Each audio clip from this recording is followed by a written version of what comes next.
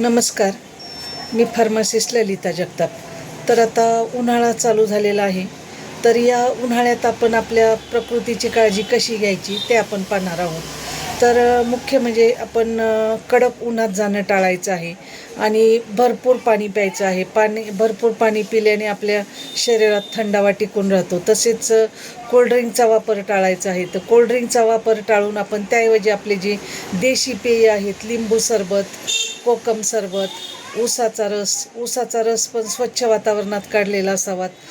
ताक, दही यांचा वापर करायचा आहे. आणि आपण फळभाज्यामध्ये आपण दोडका, दुधी भोपळा, कारले, काकडी, त्यानंतर भेंडी अशा भाज्यांचा वापर करायचा आहे.